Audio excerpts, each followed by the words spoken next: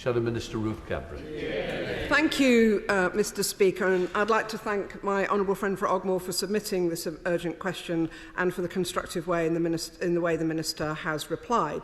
But this is the second time in a week that ministers have had to come to this House because of a crisis in one or more of our prisons. And I want to start by saying that we're all thinking of those who've died at HMP Parc and their family and friends and the Governor and her staff who work there. As this matter is currently under investigation, I appreciate we're limited in what we can say today. However, it is important that we give voice to this crisis.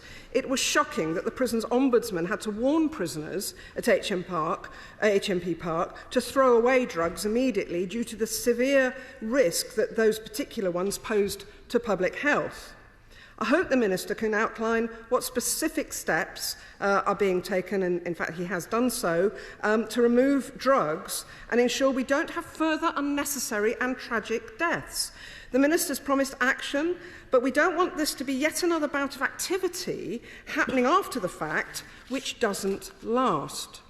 Mr Speaker, drugs featured in the Chief Inspector of Prisons' urgent notification of Wandsworth Prison last week. He then went on to address the Chief Inspector went on to address the chronic lack of national leadership from HMPPS and MOJ. We are looking at a national failure of leadership across our prison estate. Drugs are fueling the violence we see in our prisons. We are witnessing a crisis across the prison estate, a crisis of 14 years of Conservative rule. But in the spirit of today's question, I would like to thank the Minister's commitment, but I do want to ask him, will the action plan that he outlined just now continue once HMP Parc sinks from the headlines? Thank you. Well, I'm grateful to the Honourable Lady, the Shadow Minister, and if it is helpful, I will offer to write to her in the same terms as I've written to her honourable friend, just with some more information that I may not necessarily be able to say fully at the dispatch box. As she kindly acknowledged, I've set out the steps that are currently being taken to tackle this, restricting supply and tackling it at source, those scanners, those measures at the gate, and I know that there is, I understand it, a bid for enhanced gate security, which is currently being looked at and taken forward by HMPPS, which at the appropriate time I'm happy to update her on in the usual way.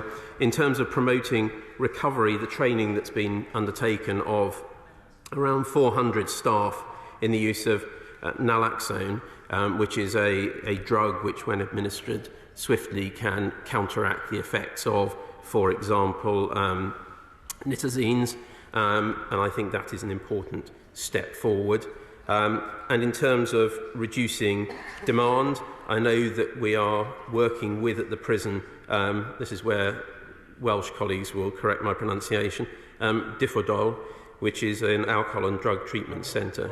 Thank you. I'm grateful to the Shadow Minister for his correction of me. But we are engaging with them and indeed the Health Board, and we're also working with the Welsh Emerging Drugs and Identification of Novel Substances project, supporting that through prison radio and literature to seek to be as integrated and joined up in tackling what, as I say, Mr Speaker, is quite rightly a challenge for the prison, but also a challenge for the community as well.